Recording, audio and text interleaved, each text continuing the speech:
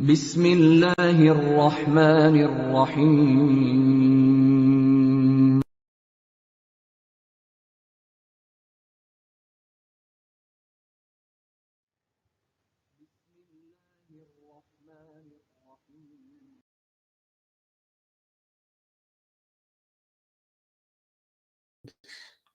Here we are. Assalamu alaikum. Sorry about the slight delay for our radio listeners and podcast listeners. This was due to slight delay in the video system kicking in.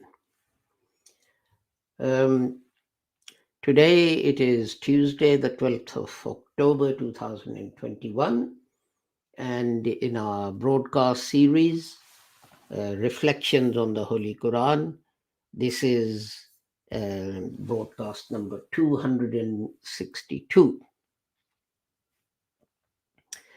And these days we're looking at the meanings of the words of verse 93 of Al-Baqarah, the second chapter of the Holy Quran. And this is the sixth broadcast in that sub-series. Just to remind you that these broadcasts are brought to you by the Lahore Ahmadiyya community, also known as the Ahmadiyya Movement and Ahmadiyya Anjuman Ishaq-e-Islam. And our founder was Hazrat Mirza Ghulam Ahmad Sahib. And his teaching was that although people bring another prophet after the Holy Prophet Muhammad, but the Holy Quran says that the Holy Prophet was Khatamun Nabiyyin, and the Holy Prophet explained this specific verse. He said, Ana Khatamun Nabiyyin, La Nabiya Ba'di. I am Khatamun Nabiyyin, which means there is no prophet after me. And if reform is needed, if the Ummah has gone astray and need to be brought back to the right path, for that reformers will come. And that will undoubtedly lead to differences of opinion. But Hazrat Mirza Ghulam Ahmad Sahib pointed out that the Holy Prophet said that if one reciter of the Kalima says to another reciter of the Kalima that you are not a Muslim, then it is the person saying who is the heretic. Kufr returns to the person who says this. And so whatever the difference is, we should never say to a reciter of the Kalima that you are not a Muslim. This is strictly forbidden. And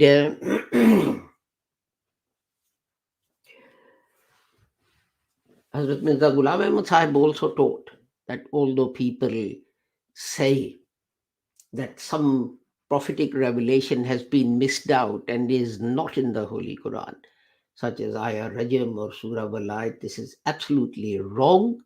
All prophetic revelation received by the Holy Prophet Muhammad is in the Holy Quran. And because God has said, I have revealed it and I will guard it. So if God is guarding it, then nothing can be left out of it. Similarly, people say that some verses of the Holy Quran have been abrogated. But Hazrat Mirza Ghulam Ahmad said that that is not possible. All verses of the Holy Quran are effective.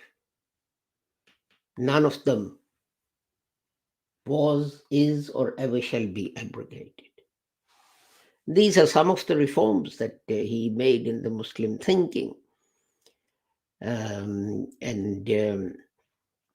he stressed upon the Muslims that the continuing need for jihad. But he said jihad as defined by the Holy Prophet Muhammad. When returning from fighting, the Holy Prophet said, from the minor jihad, we return to the major jihad. And then he went on to explain that the major jihad is jihad bin nafs, a jihad against your own soul, to purify your inner self. So, with that, let us turn to the verse of the Holy Quran, chapter 2, verse 93. أعوذ بالله من الشيطان الرجيم بسم الله الرحمن الرحيم وإذ أخذنا ميثاقكم ورفعنا فوقكم الطور خذوا ما آتيناكم بقوة واسمعوا قالوا سمعنا وعصينا وأشربوا في قلوبهم العجل بكفرهم قل بئس ما يأمركم به إيمانكم إن كنتم مؤمنين. And when we made a covenant with you and raised the mountain above you, take hold of that which we have given you with firmness and obey. They said, we hear and disobey. And they were made to imbibe the love of the calf into their hearts on account of their disbelief. Say, evil is that which your faith bids you, if you are believers. So today we are going to look at the words وَأُشْرِبُوا and قُلُوبِهِمْ. Fi just connects these two words. Okay, let me turn to my notes on my computer and see what we can find. The first word, it has three segments. Va, that's conjunction, what I call the connecting words. And at the end, va and hamza, they are they are pronouns. And you have ushribu in the middle, which is a verb. And its root, the triliteral root is sheen ra ba. And it occurs in the Holy Quran 39 times in 7 forms. So we have 15 times as shariba, 11 times as sharab. Urdu knowing people would know that this means alcohol. Although in Arabic, literally, it means drink. And then 5 times you have sharra bean or shari bean. I think this is written incorrectly in this dictionary here. It should be sharibin. And so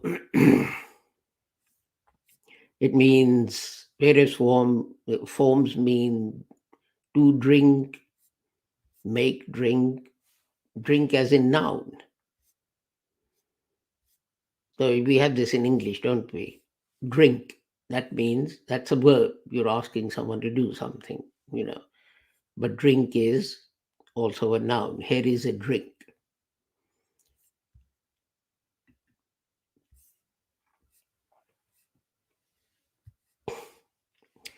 So this means ashurbu means to take any liquid, water or juice or coke or whatever. The Holy Quran in chapter 76, verse 21 says, وَسَقَاهُمْ رَبُّهُمْ شَرَابًا طَهُورًا. And their Rabb will give them sharaban tuhura, drinks to drink which are pure. Sharaban tuhura. This is not the sharab that alcohol that people say that it will be alcohol that won't make you drunk and all this kind of thing. It will be some kind of a drink. We don't know what kind of drink. Lahum sharabum min hamim. This is for people who are in hell. The same word is used, sharabum, as the previous word for people inhabiting heaven. But here they'll have a drink. What kind of a drink? It'll be boiling water or very hot water.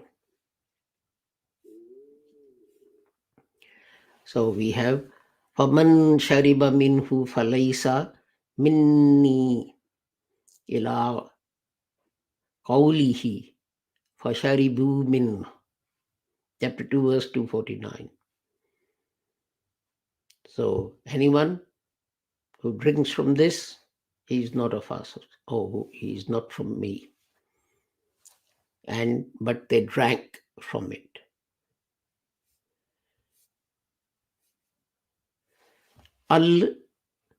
Al-mashrabu, that is actually to drink, but it also refers to the time or the place where you drink. Qad alima kullu unasim mushrabahum. Chapter 2, verse 60. Each one of them found their place from which they were to drink, and they drank.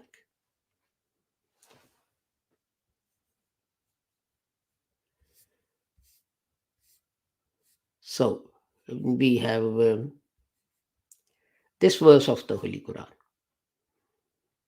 وَأُشْرِبُوا فِي قُلُوبِهِمُ الْإِجْلَ. Well, we're talking about drink. So what about this calf that had been made? How is that relevant?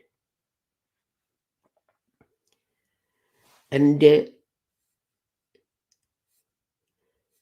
also means a feeling that pervades your heart, that permeates your heart. It can be happiness, it can be sadness, it can be anger, and so on.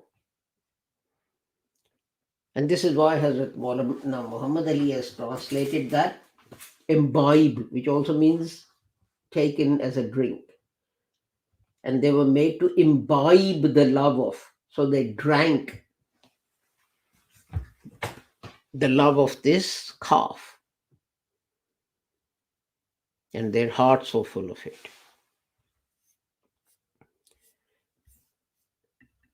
And so the love of this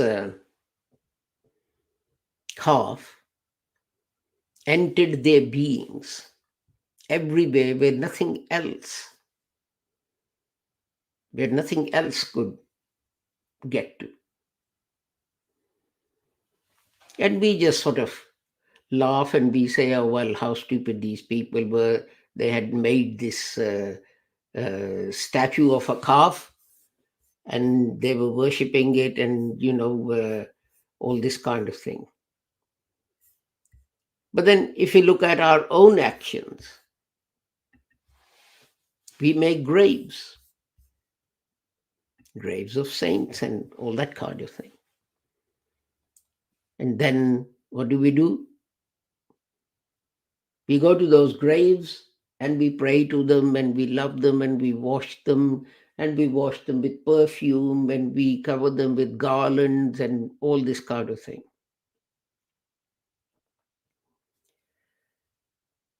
It's no different. It's just the shape that is different. Everything else is actually exactly the same. So these are not just stories that the Holy Quran is telling us. There is a lesson in these for us, that you're doing exactly what these people were doing. So let's go to the next word, which is qulubihim. And it has two segments, pronoun at the end, him, and that gives us the root as well, qaf, lam, ba,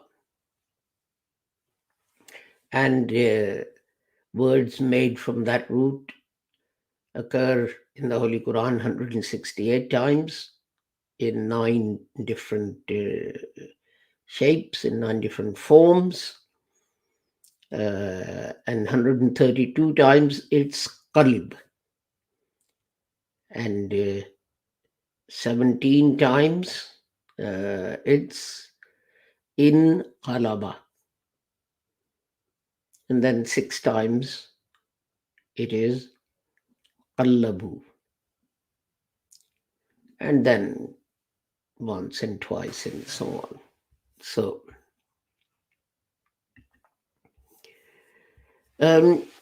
now those who know Urdu would say that it's qalb and it means the heart, the thing that beats in your chest. Yes, that is one of the meanings. And in Arabic, this word has many different meanings.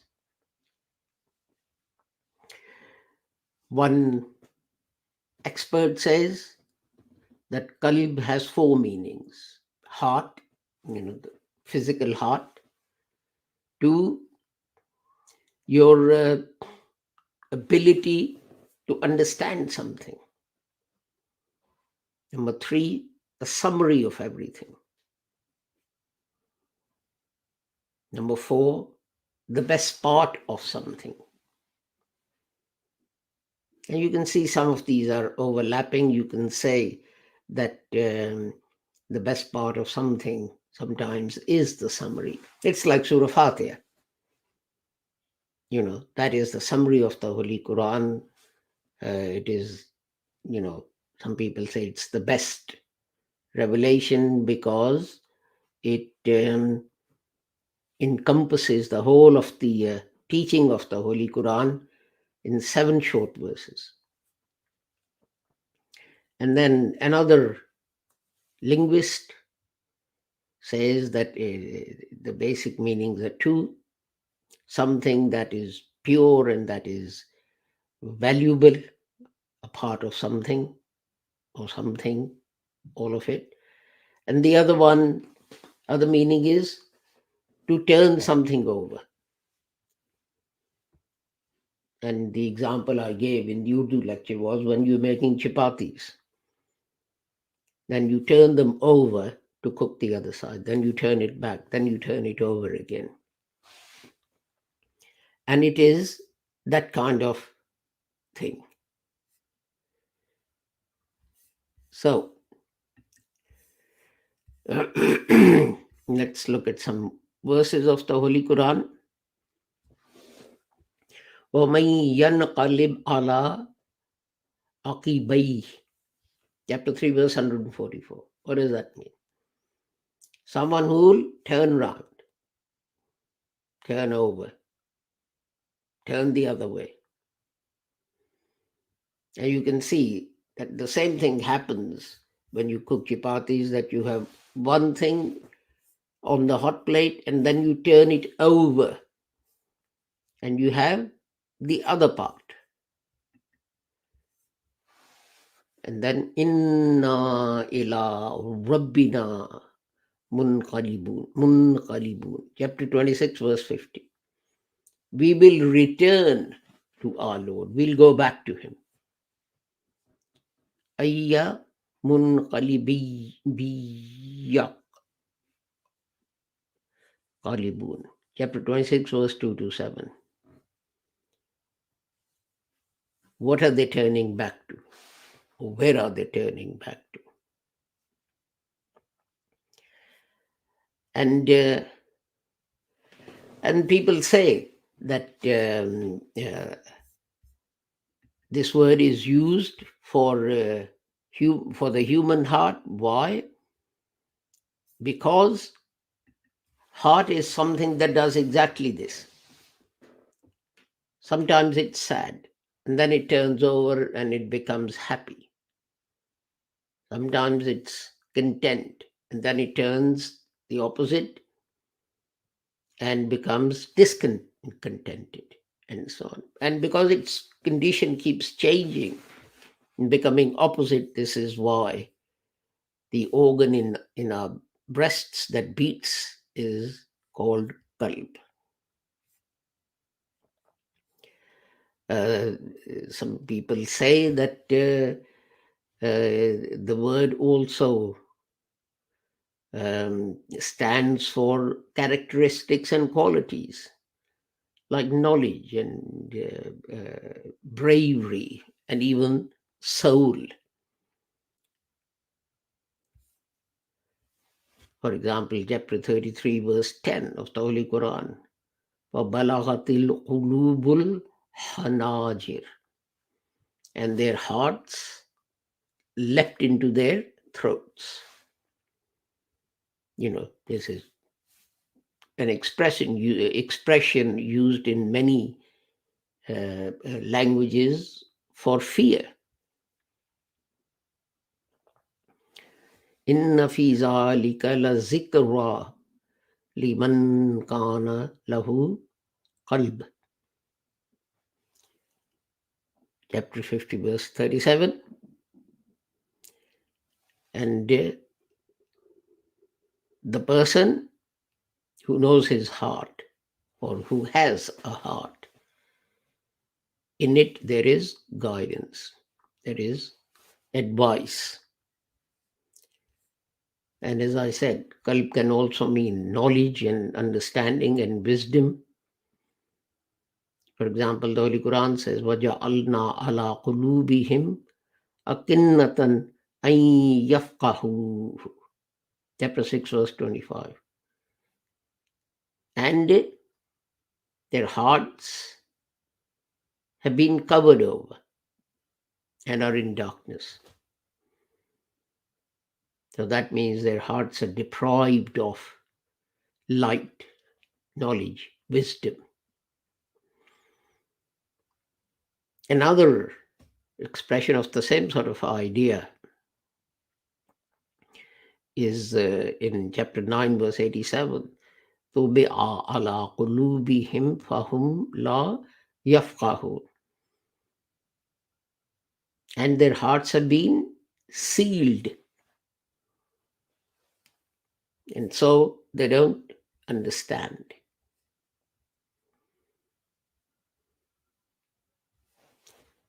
In chapter 3, verse 126, it says, وَلِتَتْمَ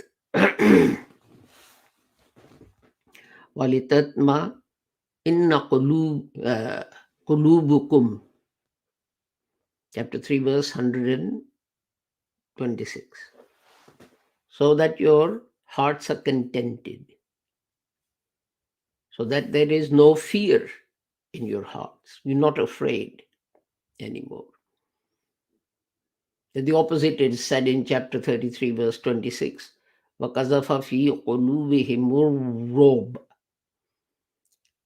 And fear was put in their hearts. So you can see this is all about the state, the condition of the heart. What condition does the heart have? What is it feeling? It's feeling fear, it's feeling contentment. So, another verse of the Holy Quran, chapter 48, verse 4 says, هُوَ الَّذِي أَنزَلَ السَّكِينَةَ فِي قُلُوبِ الْمُؤْمِنِينَ. He it is who puts contentment in people's hearts, so that, they're not afraid, they're happy, takes the fear out. Chapter 33, verse 53 says, ذَلِكُمْ أَطْهَرُ لِقُلُوبِكُمْ وَقُلُوبِهِنَّ. Chapter 33, verse 53. And purity, cleanliness has been put in your hearts. So you can see that what people mean when they say that this word is used for hearts, because the heart keeps changing. Sometimes it's pure, sometimes it's afraid, sometimes it's not afraid, sometimes it's happy, as you can see from different verses of the Holy Quran. The Holy Quran also says, وَلَا إِن طَعْمَ الْقُلُوبُ الَّتِي فِي الصُّدُورِ. Chapter 22, verse 46. The hearts which are in the breasts, they're blind. Now, a heart can't literally be blind because it doesn't have any eyes. So some commentators of the Holy Quran, they say, well, here the word heart actually means wisdom, common sense, rationality. And others disagree. They say, well, wisdom or common sense can't be blind. And this refers to souls. So, and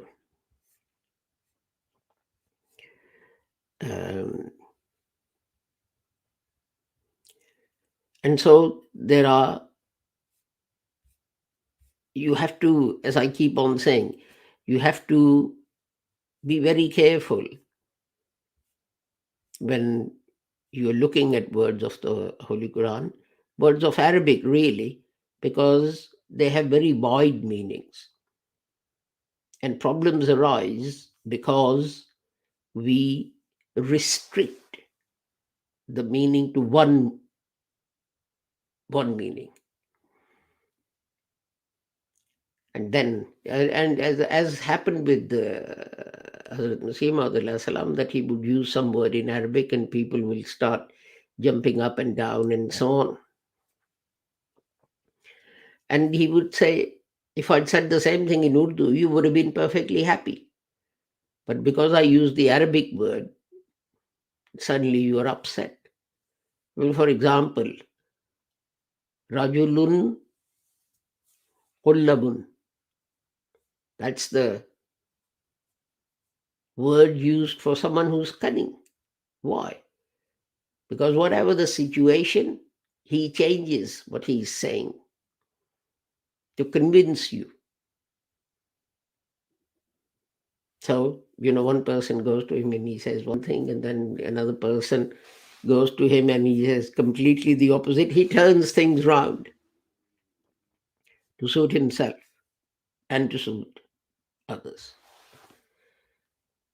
So we're out of time, and with the prayer that whoever you are and wherever you may be, may Allah keep all of humanity safe and sound and free from harm. Assalamu alaikum, Khuda Hafiz, and goodbye.